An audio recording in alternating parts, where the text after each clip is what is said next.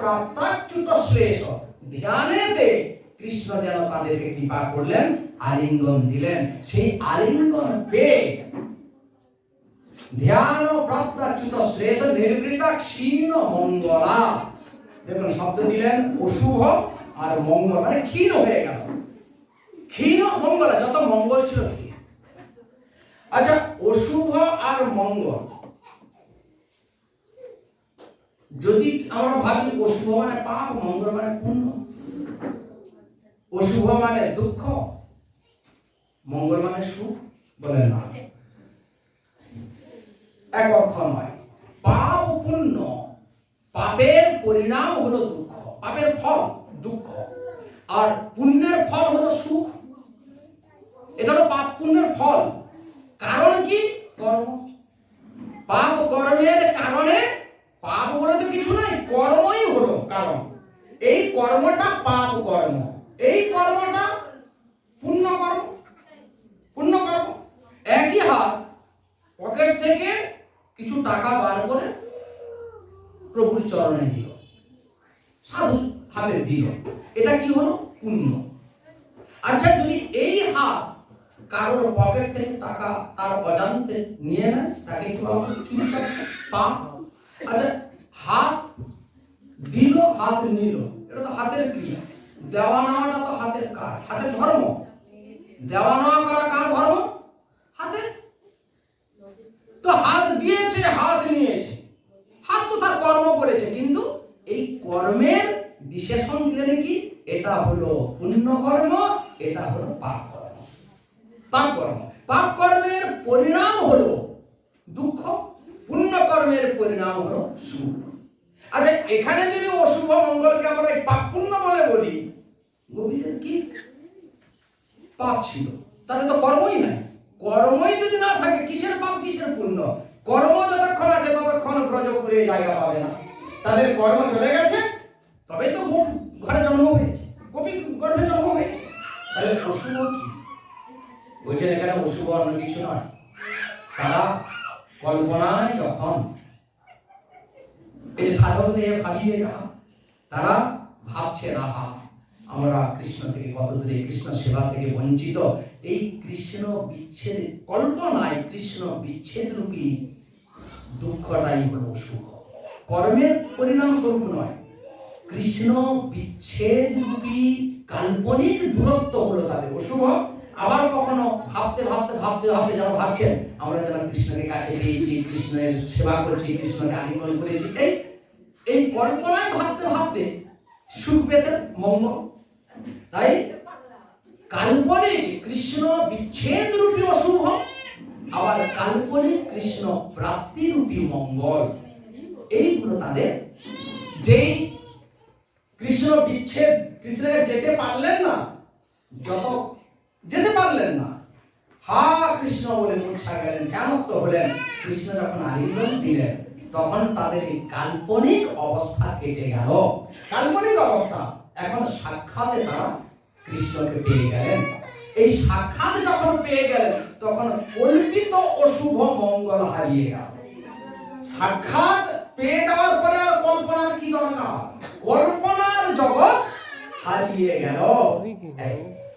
এবার বলছে তমেব পরমাত্মান যার বুদ্ধিয়া বিসংযতা, সেই ধ্যানেতে যেন তারা গোবিন্দের সঙ্গে কথা বলছেন।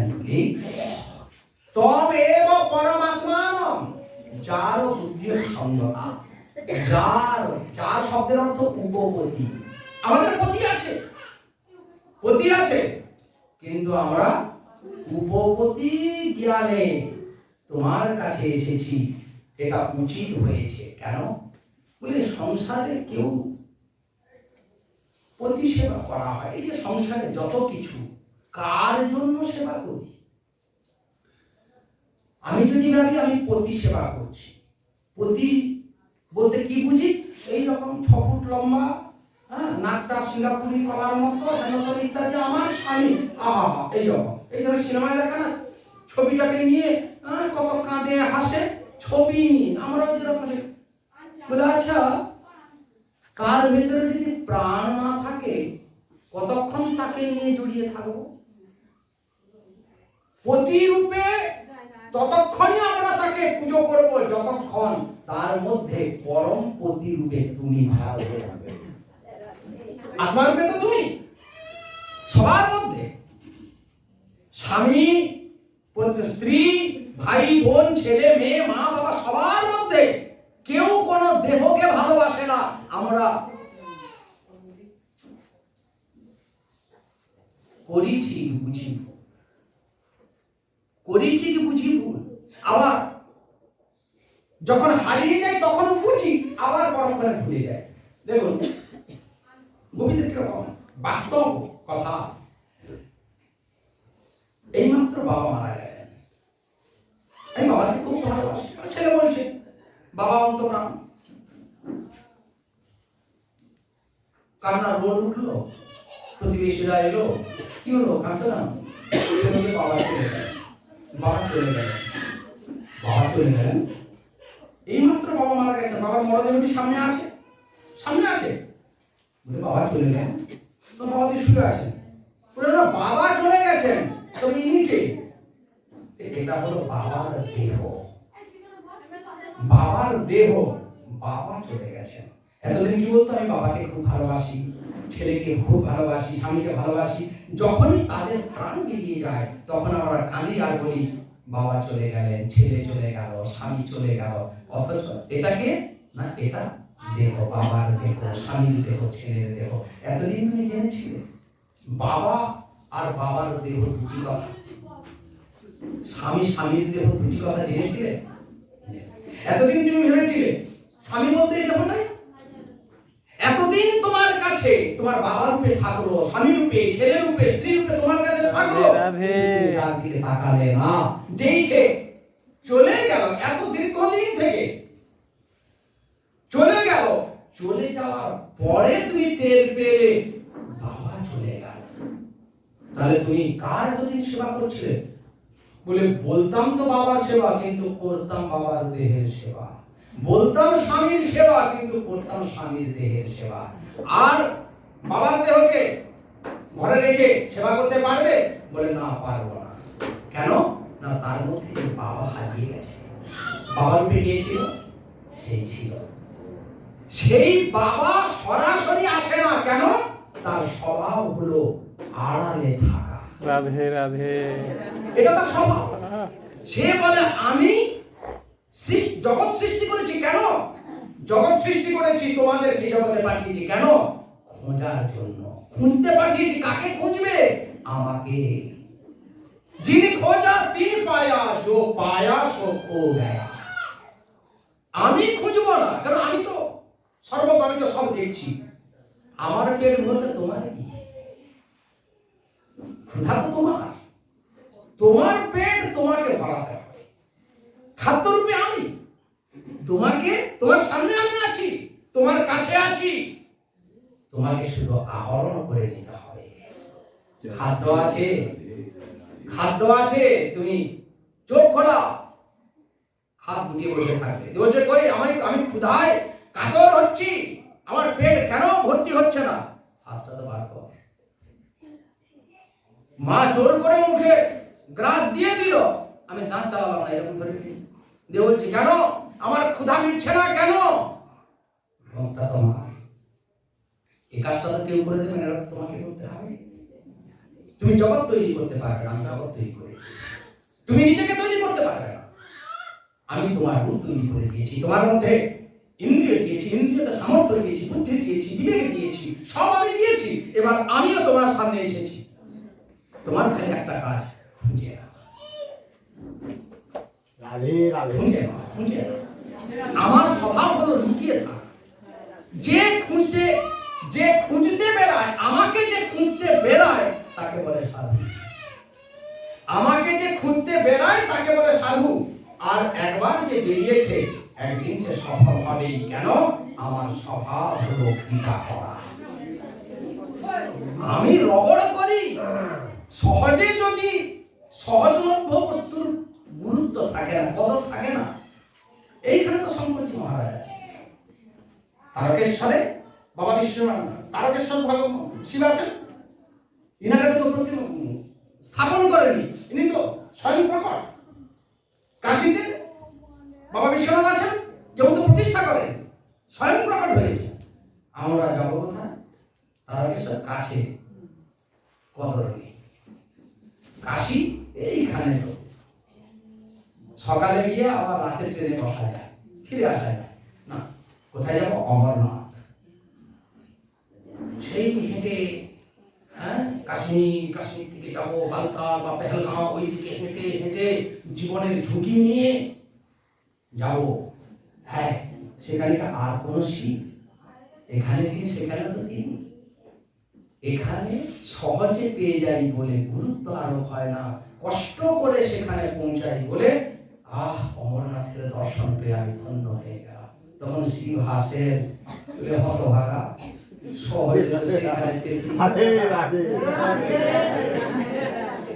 সহজে বলিস কথাটি কিন্তু সহজে যা পাওয়া যায় তার গুরুত্ব আরোপ হয় না। প্রভু যদি সহজে আমাদের কাছে এসে যান, আমরা গুরুত্ব দেব না। তাই প্রভু রওনা করে, ছোটান আমাদের কত গুরুত্ব আনানোর জন্য, তার স্বার্থ নেই, আমাদেরই স্বার্থে। বলে তুমি যখন বেরিয়েছো, সফলতায় টেনে নিয়ে যাওয়ার দায়িত্ব তার। প্রভু তাকে টেনে নিয়ে যান। আর সাধুও সেই রকম প্রভুর কৃপার উপরে ভরসা করে থাকেন আর বলেন, প্রভু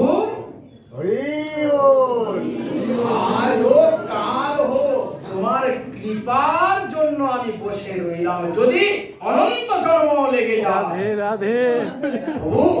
তোমার কৃপা পাবো, এই ভরসাই আমার সফল। এই ভরসাকে ভরসা করে আমি অনন্ত জন্ম অপেক্ষা করব, কষ্ট স্বীকার করব, কুছ পরোয়া নেই। কেন? তুমি আমার সর্বস্ব, তুমি আমার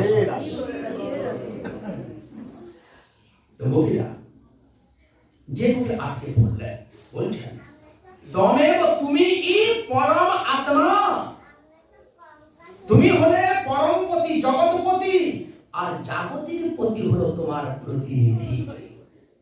প্রতিনিধিকে দেখে রাজার দূত এসেছে, রাজার দূত তার নিজের কথা বলতে আসেনি, রাজারই সংবাদ বয়ে নিয়ে এসেছে, তাই তাকে রাজদূত বলা হয়। তার প্রতিও সম্মান, যেহেতু রাজার দূত, তাকেও সম্মান দিতে হবে, বসার যথাযোগ্য ব্যবস্থা করতে হবে। কেন? না তিনি রাজা। পতিকেও আমরা সম্মান দেব, কেন? ইনি হলেন জাগতিক পতি, জগৎপতির প্রতিনিধি, দূত।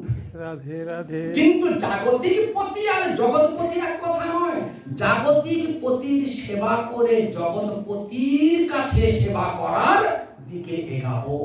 আমাদের ভাবনা যে এই দেহটাকে আমি পতি বলছি, এ তো জাগতিক, জগৎ থেকে সৃষ্টি, পাঞ্চভৌতিক পিণ্ড, এর ভেতরে যে আত্মা বেঁচে আছে সেই হচ্ছে আমার জগৎপতি, সেই হলো পরমপতি, আমি তারই সেবা করছি। সাধক দেহে ভাবিবে যাহা, সেবা করছি এখানে, ভাব আছে ওখানে। সূর্যের উদ্দেশ্যে অর্ঘ্য দিচ্ছি, সূর্য তো উপরে, আমরা অর্ঘ্য নিচের দিকে দিই, জল যাচ্ছে নিচের দিকে, কিন্তু আমাদের ভাবনা আছে উপরে থাকা সূর্যের দিকে। সেবা করছি জাগতিক পতি, কিন্তু দৃষ্টি আছে জগৎপতি। এই ভাব ভাবতে ভাবতে ভাবতে ভাবতে তার কৃপা অনুমোদন পেয়ে সিদ্ধ দেহে পাইয়ে। রাধে রাধে রাধে। গোপীরা বলছেন, সুতরাং জগৎ বলে যার বুদ্ধি, উপপতি। উপপতি এটা জাগতিক বা লোকদৃষ্টিতে এটা একটা নিন্দনীয় কথা, যে পতি থাকতেও উপপতির সেবা করছে, বলে এটা জগতের দৃষ্টিভঙ্গি। জগৎ তো উল্টো কথাই বলে সর্বদা, এই জন্যই তাকে জাগতিক বলা হয়েছে। জগৎ সে তো জড়, চেতনের বিপরীত। চেতন যা বলবে জড় যদি তাই বলে, তাহলে জড় চেতনের তফাৎ কেন থাকবে? তাই চেতন যা বলে জড় ঠিক তার উল্টো বলে। তাই জগতের কথাকে গুরুত্ব দিতে হবে। আমরা যতক্ষণ আছি ব্যবহারে গুরুত্ব দেব, কিন্তু ভাবনায় গুরুত্ব দেব না সেই জগতের প্রতি। তাই এখন যে ধ্যানস্থ অবস্থায় বলছেন, সুতরাং যার বুদ্ধি হবে সঙ্গতা, যেহেতু তোমার উদ্দেশ্যেই সবাই ব্যবহার দেয়। বাবাকে প্রণাম করছি, ছেলেকে স্নেহ করছি, স্বামীকে আমরা বলি না, ত্বমেব মাতা চ পিতা ত্বমেব ত্বমেব বন্ধুশ্চ সখা ত্বমেব বিদ্যা দ্রবিণাম ত্বমেব সর্বম মম দেব দেব। তুমি মা রূপে, তুমি মায়ের যে এই দেহ জাগতিক, এই মায়ের দেহে, মায়ের দেহটা জাগতিক, কিন্তু তার মধ্যে মা রূপে কে? তুমি। দেহ পড়ে থাকে আর আমরা বলি মা আছে। সে মা রূপে যে তুমি আছো, তোমাকে জগৎ গ্রাস করতে পারে না। আগুন এই দেহটাকে গ্রাস করে নেবে, জ্বালিয়ে দেবে, কিন্তু এই মা রূপী তোমাকে ছুতে পারবে না। মা চলে গেল। তমেব পিতা, বাবার মধ্যে বাবা রূপে তুমি। বাবার দেহটা জাগতিক, কিন্তু বাবা রূপে থাকা তুমি হলে সচ্চিদানন্দ। তমেব সখা, ভাই রূপে, সখা রূপে বিদ্যা দ্রবিণ মানে সম্পদ, সম্পদ রূপে যা কিছু সর্বম, এ সংসারে যত যত সম্বোধন আছে কার উদ্দেশ্য হয়? তোমার উদ্দেশ্য হয়। ছেলে চলে গেল, ছেলে রূপে কে এসেছিল? জাগতিক এই দেহে, শিশুরূপী দেহে শিশুরূপে কে এসেছিল? তুমি এসেছিলে। তাই এই জগৎ হলো তোমার প্রতিনিধি, প্রতিটি দেহ হলো তোমার প্রতিনিধি স্বরূপ। প্রতিনিধিও সম্মানীয়, তাই যে যে রকম প্রতিনিধি সামনে পেয়েছে উপযুক্ত যথাযোগ্য সম্মান নিবেদন পূর্বক চিন্তন রাখতে হবে সব রূপে তুমি, ভাই রূপে, স্বামী রূপে, স্ত্রী রূপে, সব রূপে তুমি।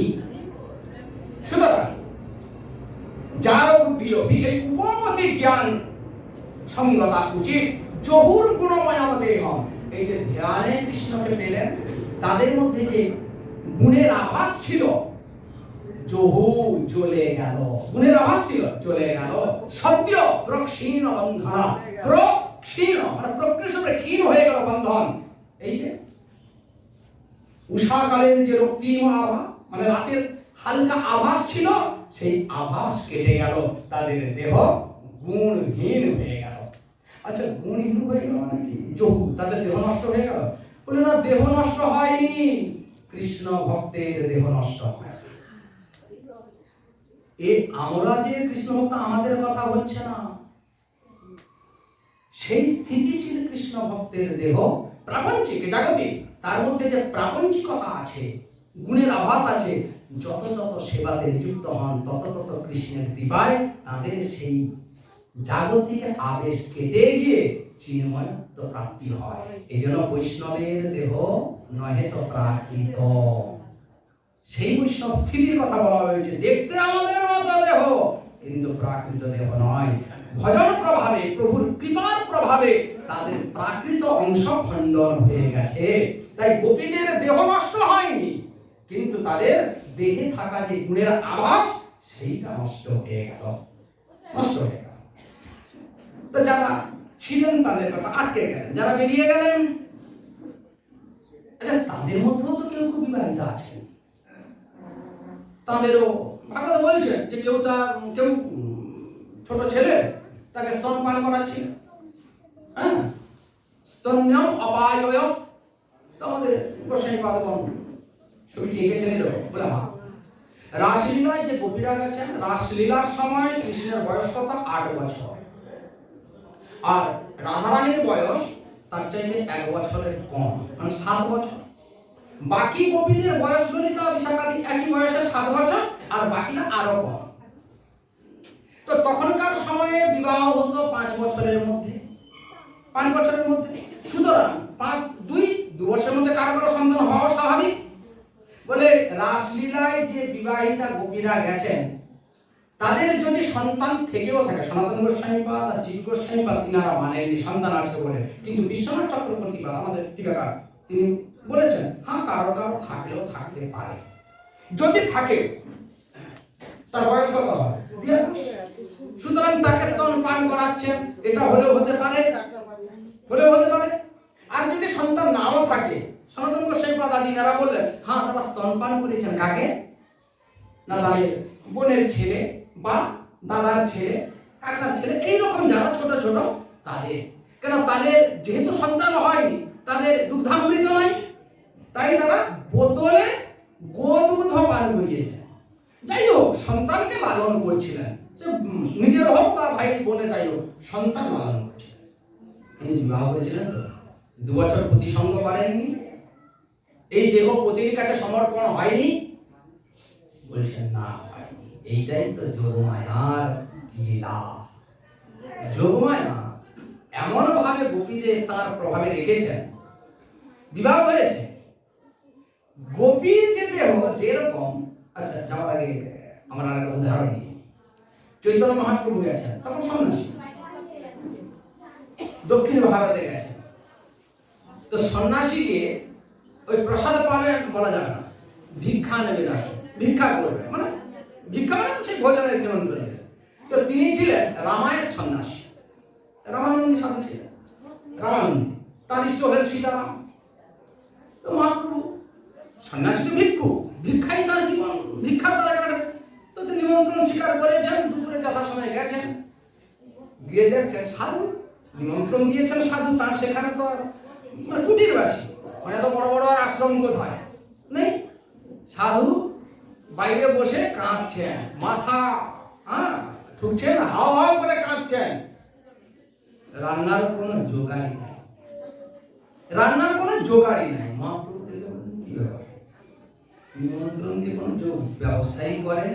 তো মহাপ্রভু কি ব্যাপার, আপনি কাঁদছেন কেন? সেই সাধু কাকে বলছে সেটা নাই, তিনি তো ভাবে নিবন। তিনি বলছেন আমি তো রাঁধবো বলে সব বেরিয়ে এলাম, কিন্তু রাঁধবো কি করে? আমার রান্নার সামগ্রী তো জোটান মা জানকী। আমি তো রাঁধি না, হাতটা থাকে আমার, কিন্তু আমার হাতকে তো ব্যবহার করেন মা জানকী। তিনি বস্তু দেন, তিনি রান্না করে দেন। আমি তো হাত আমার, কিন্তু ব্যবহার করেন তিনি। আমি তো ওই খুন্তির মতো, খুন্তি সবজিকে নাড়ায়, হাত গরম করায় যায় না, খুন্তি নাড়ায়, কিন্তু খুন্তি বলতে পারে না আমি রান্না করেছি কেমন হয়েছে বল। কে রাঁধুনি দাবি করে রান্না কেমন হয়েছে? তো আমার হাত হলো খুন্তি, মা জানকী হলেন রাঁধুনি। আমি তো মায়ের কৃপা অনুভব করি, মায়ের কৃপা উচ্ছিষ্ট সেবন করে ধন্য হই, কিন্তু আমার সেই মা জানকীকে রাক্ষস রাবণ হরণ করে নিয়ে গেল। আমার বোধহয় আর প্রাণ থাকবে না, আমার মা জানকীকে রাক্ষস রাবণ হরণ করে নিয়েছে, আমার প্রাণ থাকবে না। তখন মহাপ্রভু বলছে আপনি ধৈর্য ধরুন।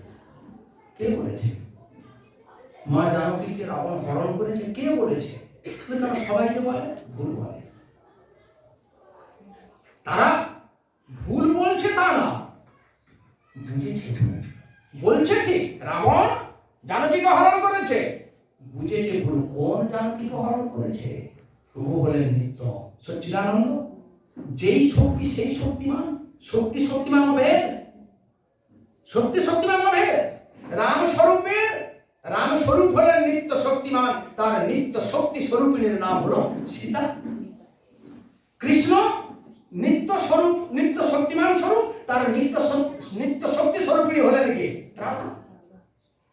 তো নিত্যকে কে হরণ করতে পারে? রাম নিত্য মানে যার বিচ্ছেদ হয় না, নিত্য সব সময় আছে। যদি বিচ্ছেদ হয়ে গেল তাকে নিত্য বলা যাবে কি করে? অনিত্য হয়ে যাবে। তো এই আছে এই নেই, তাকে তো বলে অনিত্য। আমাদের দেহ এই আছে নেই, মৃত্যু হয়ে গেল। সেই শৈশব দেহ ছিল, মরিনি, কিন্তু আমার শৈশব দেহ চলে গিয়ে আজ এই দেহ এসে গেছে। তার মানে কি? বিচ্ছেদ হয়ে গেছে, শৈশব দেহের সঙ্গে বিচ্ছেদ হয়ে গেছে, তাই এই দেহকে অনিত্য বলা হয়েছে। বিচ্ছেদ হয় বলেই একে অনিত্য বলা হয়েছে। কিন্তু প্রভু তো নিত্য, তার শক্তির সঙ্গে নিত্য সম্বন্ধ। রাবণ বিচ্ছেদ ঘটাবে কি করে? না, তাহলে সে যে জানকীকে নিয়েছে সে হলো ছায়া জানকী, মায়া জানকীকে নিয়ে গেছে। যখন এইটাই তো প্রভুর লীলা, লীলা শক্তির কারণে যোগমায়াকে আশ্রয় করে প্রভু লীলা করেন। পৃথিবী ভাগ হয়ে গেলেন, মা জানকী তার মধ্যে ঢুকলেন, সেখান থেকে মায়া জানকী রূপ বেরিয়ে এলো। সেই মায়া স্বরূপকে রাবণ হরণ করেছে। এর জন্য যখন লঙ্কা দহন করে রাবণ নিধন করে মা জানকীকে নিয়ে ফিরছেন, তখন রাম বললেন যে না, মর্যাদা পুরুষোত্তম রামচন্দ্র। কিছু কিছু প্রজা বিরোধ করল, বলে সীতা অসতী হয়ে গেছে, অসতী সীতাকে আমরা রানী রূপে সম্মান দিতে পারবো না। মর্যাদা পুরুষোত্তম বলে না, প্রজাদের কথা আরো যুক্তি আছে। সুতরাং অসতী সীতাকে আমিও গ্রহণ করব না, সতী সীতাকে গ্রহণ করব। সীতা সতী না অসতী এটা পরীক্ষা নিতে হবে, আগুনের মধ্যে প্রবেশ করতে হবে। এই যে আগুন জ্বালিয়ে তার মধ্যে প্রবেশ মানে কি, এটা তো মাধ্যম। মায়া সীতা আগুনে ঢুকলেন, আগুন নিভলো, বেরিয়ে এলেন এবারে কে? আসল সীতা। এতদিন তো আসল সীতা আড়ালে ছিলেন, যোগমায়ার আড়ালে ছিলেন। লীলা তো হয়েছে মায়া সীতাকে নিয়ে। হ্যাঁ, যাওয়ার সময় পৃথিবী ফাঁক হলেন, আসল সীতা সেখানে রইলেন, মায়া সীতা বেরালেন। আবার ফেরার সময় আগুনের মধ্যে প্রবেশ করলেন, প্রজাদের মুখ দিয়ে প্রভু বার করে দিলেন। কেন? আসল সীতাকে তো বার করতে হবে, দুজন সীতা হয়ে গেলে তো মুশকিল। হ্যাঁ, দেখুন আগুনের মধ্যে প্রবেশ করলেন কে? মায়া সীতা, বেরিয়ে এলেন কে? আসল সীতা। এই কথা শুনে রামানন্দী সাধু বললেন, যাক আপনি আমার প্রাণ বাঁচালেন। ঠিক এইরকম ভাবে যোগমায়া দেবী, যে গোপীরা কৃষ্ণের প্রত্যক্ষ সেবার অধিকারী হয়েছেন, তাদের বিবাহ যদি হয়েও থাকে, যোগমায়া দেবী তাদের স্বামীর কাছে পাঠিয়েছেন ইনাদের ছায়া স্বরূপকে, আসল স্বরূপকে যোগমায়া দেবী রক্ষা করেছেন। এই যে বেরিয়ে এলেন গোপীরা, বেরিয়ে এলেন, বেরিয়ে এলেন, তাদের স্বামীরা, ঘরের লোকেরা তো খুঁজবে, কোথায় গেল এত রাতে, ফিরছে না কেন, দেরি হচ্ছে। রাস্ত হয়েছে দীর্ঘ সময় ধরে। ব্রহ্মরাত্র উপাবৃত্তে বাসুদেবানুমোদিত অনিচ্ছন্ত যজুর গোপ্য স্বগৃহান ভগবত প্রিয়া। ব্রহ্মাজির এক রাত পর্যন্ত সময় ধরে রাস হয়েছে। এই দীর্ঘ সময় যদি আমাদের এই এক রাত নয়, ব্রহ্মাজির এক রাত, সে বিশাল বিশালতা। হ্যাঁ, চতুর্দশ মন্বন্তরে হয় এক কল্প। ব্রহ্মাজির একটা রাত একটা কল্প, চতুর্দশ মন্বন্তরে হয় এক কল্প, 14টা মন্বন্তর হয়। এক একটা মন্বন্তর কিসে? 71 চতুর্যুগে হয় এক মন্বন্তর, 71 চতুর্যুগে একটা মন্বন্তর হয়। 71 এক চতুর্যুগ কি না? সত্য, ত্রেতা, দ্বাপর, কলি, এই 4 যুগকে বলে এক চতুর্যুগ বা এক দীর্ঘযুগ। আচ্ছা, এই 4 যুগের বয়স কত? কলিযুগের বয়স সবচেয়ে কম 4,32,000 বছর আমাদের হিসেবে। দাপরের বয়স দ্বিগুণ, 8,64,000 বছর। ত্রেতার 3 গুণ, 12,96,000 বছর। সত্য 4 গুণ, 17,28,000 বছর। তো 17,28,000 বছর, এই লাখে কথা চলছে বাবা।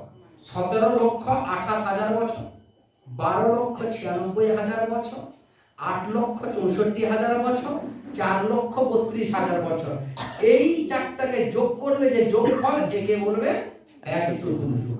একে 71 দিয়ে গুণ করলে যা হবে তাকে বলবে একটা মন্বন্তর। তাকে আবার 14 দিয়ে গুণ করলে যে গুণফল আসবে সেইটা হলো ব্রহ্মাজির একটা রাত, একটা কল্প বা একটা রাত।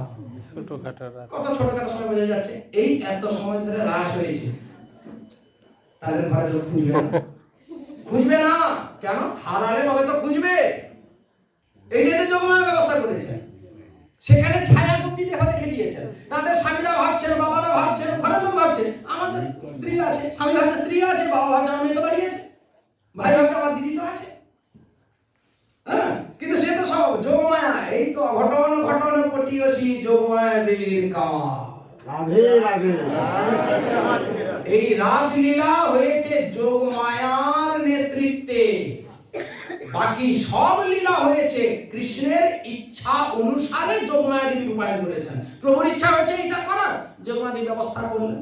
সেখানে যোগমায়ার কোনো ইচ্ছা ছিল না। রাসলীলায় কৃষ্ণ যোগমায়াকে সব দায়িত্ব দিলেন, বলে দেখো কি হবে না হবে, কেমন হবে না, আমি কিছু বুঝি না। শুধু আমি নয়, না জানি আমি, না জানে মোর গোপীগণ। হ্যাঁ, কেউ জানবে না। অথচ দুজনের উভয়ের রূপ গুণে সদা হরে, মানে সবসময় আমাদের প্রেম বাড়বে বাড়বে, কিন্তু কি হবে, কোথায় হবে, কেমন ভাবে হবে, এই সব দায়িত্ব তোমার। রাসলীলার দায়িত্ব তোমার। আমরা আস্বাদন করব, তুমি করাবে। তো যোগমায়া দেবী আস্বাদন করাচ্ছেন।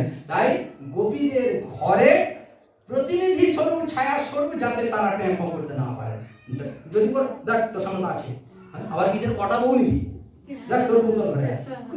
এদিকে রাসলীলা হচ্ছে, যোগানে সামঞ্জস্য করছেন, না তো লীলা নিক্ষেপ হয়ে যাবে। কেউ যদি খুঁজতে আসে তখন বলবে রে রে রে রে, হ্যাঁ, তখন তো সেখানে ধুলা উড়ে যাবে। যদিও কৃষ্ণের প্রতি সবার সেই রকম মানসিকতা নেই, স্নেহের ভাব, হ্যাঁ, বিশ্বাসের ভাব, তবু কিছুক্ষণের জন্য তো রসাস্বাদনে বিক্ষেপ হবে। তাই যোগমায়াদেবী সব বন্দোবস্ত করে যাক। এবারে পৌঁছে গেলেন, পৌঁছে গিয়ে একটু প্রণয় গীত হয়েছে। কেন কৃষ্ণ বললেন, দেখো, হ্যাঁ, তোমরা এখানে এসেছো ভালো কথা। স্বাগতঙ্গ মহাভাগা প্রিয়ম কিং করবাণিব ব্রজস্যানময়ং কচিৎ ব্রুতাগমনকাম। রাধে। একটা শ্লোকে অনেক রকম দৃষ্টিভঙ্গি বিচারে, যে যাক আমরা এটা শুনবো না। হ্যাঁ, রজন্যেশা ঘোর রূপা ঘোর সত্য নিষেবিতা প্রতিজাত ব্রজম নেহ স্থেয়ম সুমধ্যমা। মূল কথা কি, তোমরা এখানে যখন ঘরে ফিরে যাও, সেই একটাই কোনো ধরে বসলে ব্রজম ফিরে ফিরে যাও। কি ফিরে যাও, তুমি তো আমাদের নিমন্ত্রণ দিলে।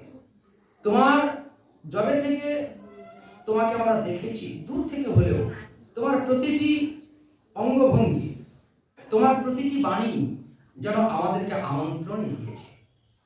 সেই আমন্ত্রণের চরম রূপ হলো আজকের এই বংশী বাদন। তুমি বংশীর ধ্বনি করে তো আমাদেরকেই আমন্ত্রণ দিলে, হে গোপী, যে যার যে নাম তাকে সেই নাম ধরে যেন ডাকলে। হে রাধিকে তুমি এসো, আমি ভারী কষ্টে আছি, তোমার অপেক্ষায় আছি। হে ললিতে এসো, তো আমরা এসেছি তোমার কষ্টের কথা শুনে তোমার সেবা করার জন্য। আর তুমি বলছো যাও, চলে যাও, কোথায় ফিরে যাও? এইরকম দেখো, এরকম নিষ্ঠুর বাক্য বলো না। হ্যাঁ, এটা তোমাদের মানায় না, তোমাদের মানায় না। প্রকাণ্ড ধনী লোক একটা দরিদ্র গিয়ে যদি তাকে বলে, বাবা আমি 3 দিনে কিছু খাইনি, আমাকে কিছু খাদ্য বা অর্থ সাহায্য করুন, আমি কিছু খাবো। আর যদি সেই প্রকাণ্ড ধনী লোক বলে আমি দিতে পারবো না, এটা কি তার মুখে মানায়? কমসে কম তার ধনের অহংকার থাকে, থাকুক, কিন্তু দরিদ্রের ক্ষুধাজনিত কষ্টটাও তো তার থাকা, কষ্টের অনুভূতিটাও তো থাকা দরকার। যদি এই অনুভূতি না থাকে, তাকে ধনী কেন বলা হবে? তাকে তো পাথর বলা হবে, চন্ডাল বিশেষ বলা হবে। হ্যাঁ, তো তুমি চন্ডাল তো নও। আর আমরা এতদিন পর্যন্ত তোমার এইরকম পরিচয় পাই। বৃন্দাবনে যখন বিপদ এসেছে, যার যে বিপদ এসেছে, সমষ্টিগত ভাবে বৃন্দাবনে এসেছে। গোবর্ধন পর্বত ধারণ করলে ইন্দ্রের কোপ থেকে বাঁচানোর জন্য, সখারা গাই চড়াতে গিয়ে ভান্ডির বনে আটকে পড়েছে, তাদের বাঁচালে, এদিকে পুতনাকে মারলে, ইত্যাদি ইত্যাদি কথা। ব্যক্তিগত ভাবে, সমষ্টিগত ভাবে যে বিপদ বৃন্দাবনে এসেছে, তুমি তো সেখান থেকে রক্ষা করেছো। এখন আমরা ভারী বিপদগ্রস্ত, আমাদেরকেও এক অসুর আক্রমণ করেছে, তার হাত থেকে তুমি আমাদের রক্ষা করো। আর সেটা করবো, কারণ আমি রক্ষা করার জন্য 2 পায়ে দাঁড়াবো।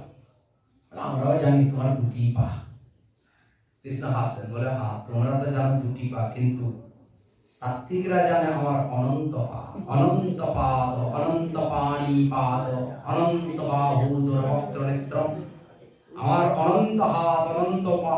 কিন্তু তোমরা তো জানো প্রভুর যতেক লীলা, সর্বোত্তম নরলীলা, নরবপু তাহার আবেশ।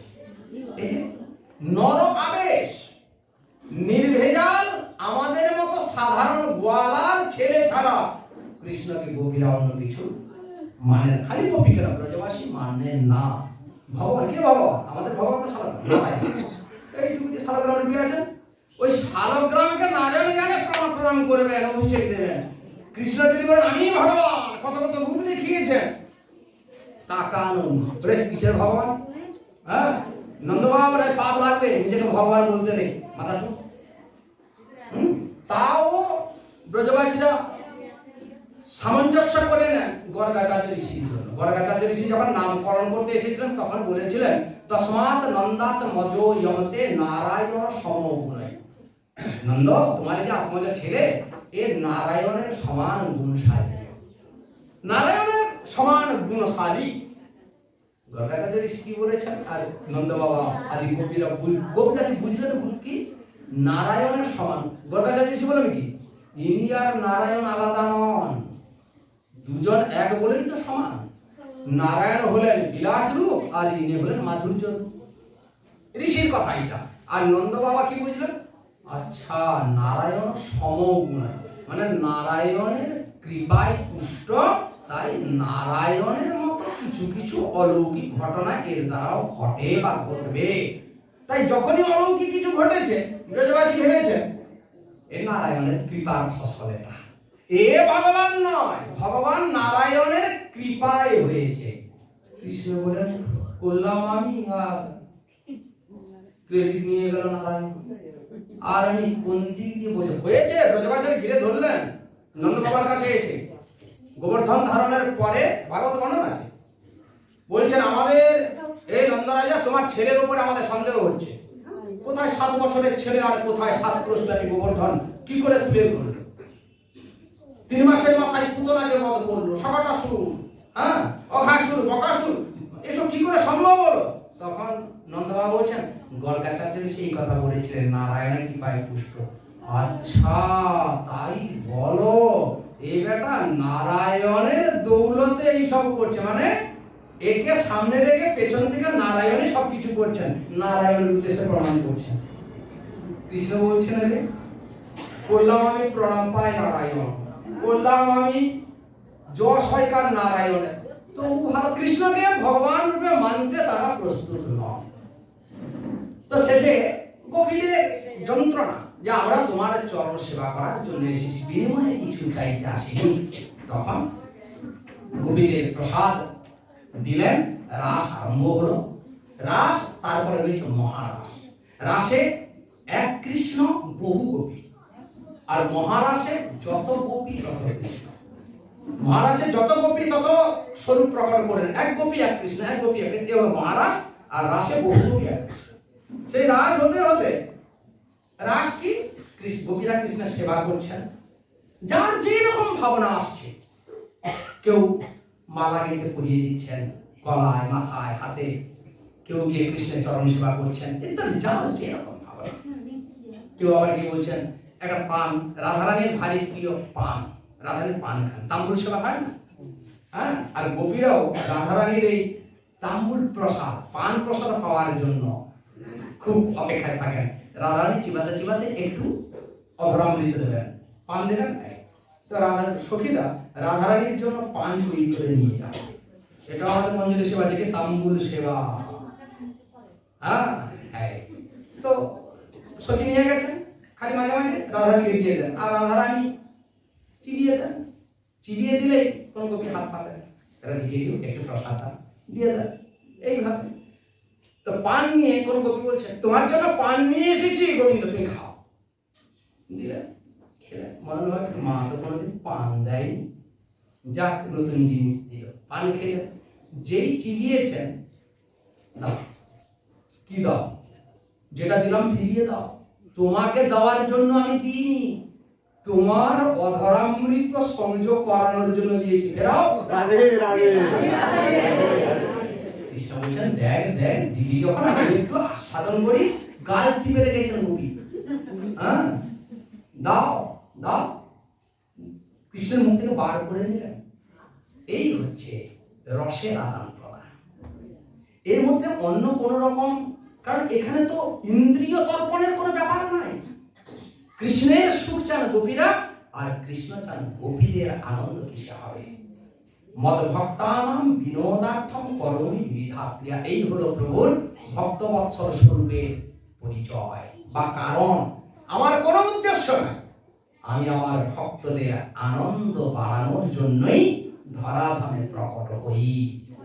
মদ ভক্তানাম বিনোদার্থম, তাদের আনন্দ দেওয়ার জন্য। আর যারা অভক্ত, এখনো আমার ভক্ত শ্রেণীতে আসেনি, তারা আমার এই ঘটনাবলী দেখে ভবিষ্যতে ভক্ত লাইনে দাঁড়িয়ে পড়বে। অনুগ্রহায় ভূতানাম মানুষম দেহম আস্থিত ভজতে তাদৃশী ক্রীড়া ইয়া শ্রুত্বা তৎপর ভাবে। এই জন্য আমাদের পদকর্তা বলেন হইয়াছেন হইবেন প্রভুর যত দাস, সবার চরণ বন্ধ দন্তে ধরি ঘাস, বা দন্তে করি ঘাস, কোথায় কোথাও আছে।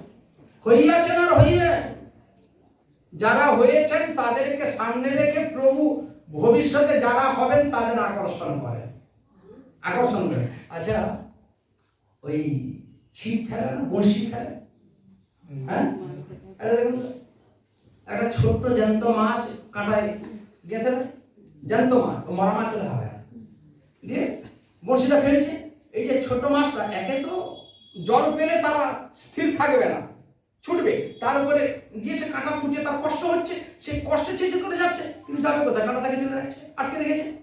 সে যেই যাচ্ছে, তার এই যে জল নড়ছে, বড় মাছ সেই জলের কাঁপুনি দেখে ভাবলো এই জল কাঁপছে কেন, যেই তাকালো দেখে কি খুশি, বলে আমার প্রিয় বস্তু এসে গেছে। কেন বড় মাছ ছোট মাছ খায়, সে ছোট মাছকে খাবে বলে টপ করে গিয়ে নিল, আর এই বংশী তুলে নিল, বড় মাছটা ধরা পড়ে গেল। মানে কি হলো, এই ছোট মাছটা দিয়েছিল কেন, বড় মাছকে তুলবে বলে।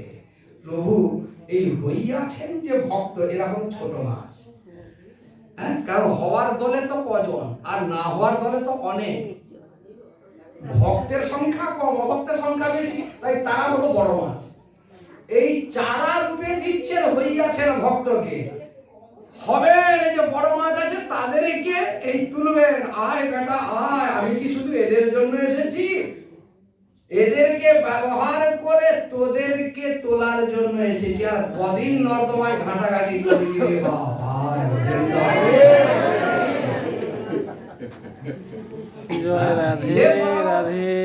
আমরা ভাবি প্রভু এমনি করছেন, প্রভু এমনি কিছু করেন না, তার একটা তাত্ত্বিক দৃষ্টিভঙ্গি আছে, লীলা রহস্য। খালি ভক্তদের যদি কৃপা করবেন, তাহলে জগতে এত জানানোর কি দরকার ছিল, জানানোর কি দরকার ছিল, জানানো যে শুধু নিজেদের মধ্যে রাখতে চায়, সে যাদেরকে রাখবে তাদেরকেই শুধু জানাবে, সার্বজনীন জানাবে না। সার্বজনীন জানানো কেন, সবাইকে সেখানে আনার জন্য। প্রভুর লীলা সার্বজনীন লীলা, কেন সবাইকে এখানে তিনি আকর্ষণ করবেন, এই জন্যই তার নাম পড়েছে কৃষ্ণ। আন পূর্বক আকর্ষয়তি ইতি কৃষ্ণ। তো রাসলীলা হতে হতে গোপীদের মধ্যে একটি ভাব আসেনি, যোগমায়া দেবী এনেছেন। কেন না, ভৌম বৃন্দাবন লীলা, ভৌম বৃন্দাবনের বিশেষত্ব আমরা শুনেছি বিচ্ছেদ, বিচ্ছেদ না হলে প্রাপ্তির আস্বাদন হয় না, যে রকম বিচ্ছেদ প্রাপ্তির আস্বাদন সেই রকম। বলছেন কৃষ্ণকে পেয়ে তো এরা মেতে গেল, তরঙ্গ আসবে কি করে, সমুদ্রে জল বাড়ে না, সব সময় 12 মাস জল, গ্রীষ্মকালে সূর্য বাষ্পরূপে তুলে নিয়ে গেল সমুদ্রের জল, যা ছিল তাই থাকে, আবার বর্ষাকালে ভ্রমণ করে বিভিন্ন দিক থেকে ঢুকলেও বাড়ে না, যা ছিল তাই থাকে সমুদ্র। কিন্তু সমুদ্র দুটি, একটা হলো স্থির সমুদ্র আর একটা হলো তরঙ্গায়িত সমুদ্র। জল বাড়ে না, জলের পরিমাণে স্থির যখন আছে তখন তার দেখতে একরকম, সমুদ্রকে দেখতে, আবার যখন ঢেউ ওঠে তখন মনে হয় যেন জল বেড়ে গেছে, কোথায় তট ভিজিয়ে দেয়, ঢেউ আসছে, এই এখন জোয়ার এসছে রে, হ্যাঁ ঢেউ এসছে, চল চল, এই আসছে, তট ভিজিয়ে দিচ্ছে। আচ্ছা স্থির অবস্থায় তো ভেজাচ্ছিল না, এখন ভেজাচ্ছে, তাহলে জল বেড়ে গেছে, বাড়েনি, জল একই আছে, তখন তরঙ্গ ছিল না, এখন তরঙ্গ এসেছে। তাই স্থির সমুদ্রের শোভা আর তরঙ্গায়িত সমুদ্রের শোভা আর এক রকম। তাই প্রাপ্তিতে হলো স্থির সমুদ্রের মতো, বিচ্ছেদে তরঙ্গায়িত সমুদ্র, বিচ্ছেদেই তো যত কথা। তাই এই বিচ্ছেদ আনানোর জন্য যোগমায়া দেবী আর একটা কিছু ঘটিয়ে দিলেন। সেই ঘটানোর ফলস্বরূপ গোপীরা বলছে, আহা আমাদের মতো ভাগ্যবতী আর কেউ নয়। এবং এবং ভগবত কৃষ্ণাৎ লব্ধমান মহাত্মন আত্মানম মেনে স্ত্রীণাম মানিন্যভ্য অধিকম ভুবি। এবং এই প্রকার ভগবান কৃষ্ণের দ্বারা সম্মান পেয়ে ব্রজ গোপীরা ভাবছেন, মানে গোপীরা বলছেন, ও গোবিন্দ এদিকে এসো, ও প্রীতম এদিকে এসো, যে ডাকে চলে যাও। গোপীরা ভাবছেন আমাদের বাধ্য হয়ে গেছে। ভগবত বলছেন, ভগবান বলে যাকে ধ্যানী জ্ঞানী যোগীরা খুঁজে খুঁজে নাজাল হয়ে যাচ্ছেন, নাজাল পাচ্ছেন না, আজ তাকেই আমরা আমাদের বশ করে নিয়েছি, অধীন করে নিয়েছি। সুতরাং আমাদের মতো সৌভাগ্যবতী সমগ্র সৃষ্টিতে আর কেউ নাই। প্রভু বলেন কি হলো, কিন্তু পুরো অন্যরকম হয়ে গেল। এতক্ষণ বললো শুধু আমরা তোমার চরণ সেবা করতে এসেছি, আর কিছু চাই না। আর এখন আমার চরণ সেবা ভুলে, আমাকে ভুলে নিজেদের সৌভাগ্য দেখছে আর দেখাচ্ছে। আমাদের সৌভাগ্য আর জগতের সৌভাগ্য দেখো তুলনা করছে। আমাদের সৌভাগ্যটা সবচেয়ে বড় সৌভাগ্য, তোমাদের 2 মিটার, আমাদের হচ্ছে 5 মিটার। হ্যাঁ, তো দেখো, যে আমাকে দেখে আমি তাকে দেখি, যে আমাকে দেখে না আমি তাকে দেখি না। তো তোমরা যখন আমাকে দেখছো না, আমি তোমাদের দেখবো না, এই ভেবে তাসাম তৎ সৌভব মদম বিক্ষমানম চ কেশব প্রসমায় প্রসাদায় তত্রৈবান্তরধীয়ত। তাসাম গোপিকা, সে গোপীদের, তৎ সৌভব মদম, সৌভাগ্য পাওয়া ভালো, কিন্তু সৌভাগ্য মদে অন্ধ হওয়াটা ভালো না। বিষয়ে দোষ নাই, অর্থে দোষ নাই, কিন্তু অর্থের অহংকারটাই হলো দোষ। রূপে দোষ নাই, রূপের অহংকারটা দোষ। গোপীরা সৌভাগ্য পেয়েছে, এতে ক্ষতি নাই, কিন্তু সৌভাগ্য মদ মানে গর্ব, এই গর্বটাই দোষের। সুতরাং এই গর্বই পিছিয়ে নিয়ে যায়। আমাদের চোখে যখন অহংকার এসে যায়, অহংকার পর্দা পড়ে যায়, তখন কৃষ্ণ সামনে থাকলেও আর পড়াশোনা হয় না। কৃষ্ণ হারিয়ে যাননি, তিনি ছিলেন যেখানে সেখানে আছেন, আমাদের দৃষ্টিটাই গন্ডগোল হয়ে গেছে। তাই গোপিকাদের চোখে যে অহংকার পর্দা পড়ে গেল, গর্ব পর্দা পড়ে গেল, আর দেখতে পেলেন না। কৃষ্ণ ভাবলেন যাক, এই বাহানায় অন্তত প্রসাদায় প্রসমায় তাদের এই গর্বটা প্রশমিত হবে, কিছু কমবে, এবং প্রসাদী করে দেবো, অনুভব করিয়ে দেবো। তারাও বুঝবে যে আমাদের এই কৃষ্ণ দর্শন কেন হলো না, কেন কি কারণে কৃষ্ণ থেকে আমরা সরে গেলাম, বা কৃষ্ণ আমাদের থেকে সরে গেল। যাই হোক, কৃষ্ণ দর্শন হলো না, তার কারণ কি? এই কারণ খুঁজতে গিয়ে তারা খুঁজে পাবে কি, আমাদের এই গর্বের কারণে কৃষ্ণকে আমরা হারিয়ে ফেলেছি। কৃষ্ণ পালিয়ে যায়নি, গর্বের কারণে কৃষ্ণকে আমরা হারিয়ে ফেলেছি। সুতরাং যা কৃষ্ণকে আমাদের থেকে সরিয়ে দেয়, তার থেকে দূরে থাকতে হবে, গর্ব থেকে দূরে থাকতে হবে। এই প্রকার তাদের বোধকে পুষ্ট করে দেবেন বলে কৃষ্ণ ভাবছেন প্রসাদায় প্রসমায় প্রসাদায় তত্রৈবান্তরধীয়ত। কৃষ্ণ পালিয়ে গেছেন ভাগবত বলছেন না, সুগমনি বলছেন তত্র এব অন্তরধীয়ত। তিনি কার বাইরে আসেন? যার ভেতর বাইর উপযুক্ত হয়েছে, আর যার এখনো, তিনি তো অনাদিকাল ধরে সবার ভেতরে আছেন। মানুষ তো দূরের কথা, পশু পাখি কীট পতঙ্গ সবার ভেতরে তিনি আছেন, অন্তর্যামী রূপে ভেতরে আছেন। কিন্তু বাইরেটা আমাদের যোগ্য হয়নি বলে বাইরে তিনি আসছেন না প্রত্যক্ষ সেবা নিতে। যার যোগ্যতা এসেছে তার সামনে আসেন। তাই বলছেন গোপীদের সামনে এসেছিলেন প্রত্যক্ষ সেবা নিতে বাইরে, এখন যেই গর্বরূপী অযোগ্যতা তাদের গ্রাস করলো, অমনি বাইরে থেকে সরে গেলেন। তত্র এব অন্তর্ধীয়ত, সেই আগের মতো অন্ত মানে ভেতরে, ধীয়ত তাদের ধী মানে বুদ্ধি, একদিকে হৃদয়ে অন্তর্যামী রূপে আছেন, এখন তাদের বুদ্ধিতে জাগিয়ে রাখলেন। আমাদের ভেতরে তো আছেন, কিন্তু বুদ্ধিতে জাগানো নাই। কেন? আমরা হলাম সেই জায়গা। হ্যাঁ, আমাদের যদি কেউ বলে দেখ প্রভু চরণে একমাত্র, আর বাদবাকি সব বহুমাত্র, বহু যেখানে সেখানে গন্ডগোল, একমেব দ্বিতীয়, একমাত্র প্রভুর চরণই সত্য, বাকি সব অসত্য। বলে তোর সত্য অসত্য তোর কাছে রাখ।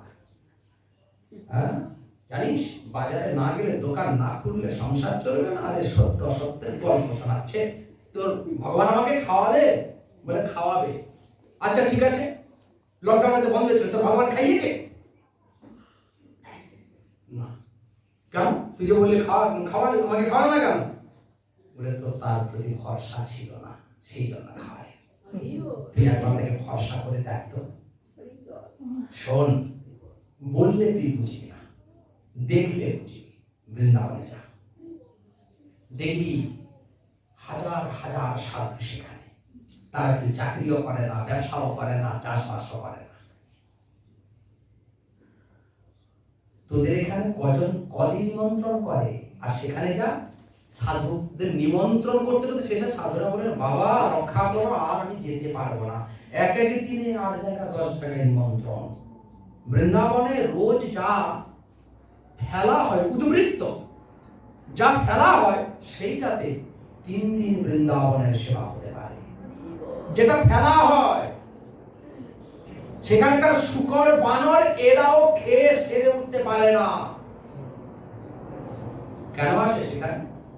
সাধারণত কারোর কাছে চাইতে যায় না। কি আমরা ঘরে ভোজন করি, কি খাই? কেননা আমাদের উপার্জনের সঙ্গে তো সামঞ্জস্য রাখতে হবে। আমাদের উপার্জন যদি হয় সারাদিনে 10 টাকা, আমরা 12 টাকা খরচা করতে পাবো কোথায়? তাই আমাদের সীমাবদ্ধতা। সেখানে কোনো সীমা নাই, সীমা নাই। কেন? সাধুদের ভরসা আশ্রয় হলেন প্রভু। প্রভুর নাম হলো অনন্ত, সীমা নাই, সীমা নাই। তাই তিনি এত পাঠান, তারও সীমা নাই। কত খাবি খা, কত ফেলবি ফেল। কেন? ভাগবত সুব্রমণি বলছেন, যখন প্রভু এখানে প্রকট হলেন বৃন্দাবনে, তখন অভূত রমা, তিনি তো লক্ষ্মীপতি। লক্ষ্মীপতি যখন আসছেন, তখন লক্ষ্মী কি আর দূরে থাকবেন? লক্ষ্মী এসেছেন। যেহেতু বৃন্দাবন হলো ঐশ্বর্যবিহীন ধাম, তাই এখানে মা লক্ষ্মী অলক্ষ্যে আছেন। অলক্ষ্যে, যেখানে সাক্ষাৎ মা লক্ষ্মী আছেন সেখানে অভাব হবে? ব্যাস, লক্ষ্মী সেবা করছেন লক্ষ্মীপতি। লক্ষ্মীপতির সেবা কি? লক্ষ্মীপতি ভাবছেন আমার আশ্রয়ে যারা আছে তাদের যেন কোনো অভাব না থাকে, এইটাই তোমার সেবা। মা লক্ষ্মী বলছেন, হ্যাঁ, অভাব কি? অভাব বোধ আমি রাখবো না। আমাদের অভাব নেই, কিন্তু অভাব বোধ আছে। আমরা যতই পাই, আমাদের অভাব মিটে যায়, কিন্তু অভাব বোধটা মেটে না, তাই আমরা ছুটি। মা লক্ষ্মী বলছেন, তোমাকে যে ভরসা করে তার অভাব তো রাখবো না, অভাব বোধ রাখবো না। এত দেবো, এত দেবো, সাধু বলবে মা তুমি আমাকে ছেড়ে যাও, আর পাঠিও না। প্রমাণ সনাতন গোস্বামী পাদ। এই যে পরশ কথা শুনছিলাম, মা লক্ষ্মী আসছেন, তিনি চেপে দিচ্ছেন, আমার দরকার নেই। কেন? আমার দৃষ্টি সরে যাবে। আমার একমাত্র আশ্রয় ভরসা করে গোবিন্দ, গোবিন্দ চরণ, গোবিন্দ সেবা। সুতরাং ভরসা করে তো দেখো। তো গোপীদের, আমাদের সে ভরসা নেই বলে বুদ্ধিতেও নেই, কিন্তু গোপীদের ভরসা আছে। ক্ষণেকের এই যে গর্ব প্রকাশ, এর জন্য কৃষ্ণ অদর্শন হলো সত্য, কিন্তু বুদ্ধি থেকে হারিয়ে যান। কিছুক্ষণ পরে খোঁজাখুঁজি করতে করতে যখন বুঝলেন, তাই তো কৃষ্ণ কোথায় গেল, আমাদের ছেড়ে চলে গেল। অনেক টাকাটাকি খোঁজাখুঁজি করেও যখন পেলেন না, তখন বুঝলেন ছেড়ে চলে গেছে। কিন্তু কেন হলো? এই কেন খুঁজতে গিয়ে পেলেন কি? আমাদের গর্বের কারণে গোবিন্দ আমাদের ছেড়ে চলে গেছে। যাক, একটু শুনে তখন গোপীরা তাদের যে অভিব্যক্তি প্রকাশ করেছেন, সেটা 2-1 শ্লোক শুনে দিচ্ছি। 19টি শ্লোকে বলেছেন গোপী। যদি আবার কখনো সুযোগ হয়, গোপী গীত নিয়ে শুধু 2 দিন থেকে 3 দিন হবে, সে এখানে হোক ওখানে যেখানে হোক। বিরচিতা ভয়ম বৃষ্ণি ধূরিয়তে চরণমিউষা সংশ্রিতের ভয়া কর সরোরুহম কান্ত কামদম শিরসিধেহীন শ্রীকর গ্রহম। হাত যাচ্ছেন গোবিন্দের প্রতিটি অঙ্গ প্রত্যঙ্গের, প্রতিটি ব্যবহারে, ক্রিয়া যেন স্বরূপ আছেন। প্রথমে হাতের হস্তপদ্মের কথা বলছেন প্রভু। সংস্কৃতির ভয়া বৃষ্ণি ধৈর্য, বিচ্ছেদের মাঝে ঐশ্বর্যের স্ফুরণ হচ্ছে। গোপীরা জানেন না, তারা যে কি বলছেন জানেন না। তাদের ভাব তরঙ্গে যখন যা আসছে সেইটা তাদের মুখ দিয়ে বেরাচ্ছে মাত্র। তারা যে কিছু বুঝে বলছেন তা না, তাদের একটাই বোঝা, কৃষ্ণ সেবা ছাড়া আমি আর কিছু বুঝি না। এত কথা যখন ভাবে যে রকম আসছে সেইটাই তাদের মুখদ্বার দিয়ে প্রকাশিত হচ্ছে। আর বিচ্ছেদে ঐশ্বর্য প্রকাশ হয়, এইটাই স্বভাব। কষ্টে আমাদের মুখ দিয়ে কি বেরোয়? আ, এমনি যদি বলা হয় আ বলতো, আসবে না। এই যাত্রা যারা করে না, আচ্ছা কেউ যদি আপনজনের বিয়োগ যদি হয়ে যায়, তখন বলতে হয় এই একটু কান না, কান বলতে হয়, তখন বলতে হয় না আপনা থেকে কান্না বেরিয়ে আসে। আপনের যদি বিয়োগ হয়ে যায় যাত্রায়, তার আপনজন মানে স্বামী মারা গেছে, তো স্বামী মারা গেছে, স্ত্রীকে কাঁদতে হবে। কথা বলছে কিন্তু কাঁদছে না, তার চোখ দিয়ে আসে না, তখন নির্দেশক বলছে আরে আরেকটু দরদ দিয়ে বলো, আরেকটু করুন, হ্যাঁ একটু চোখ দিয়ে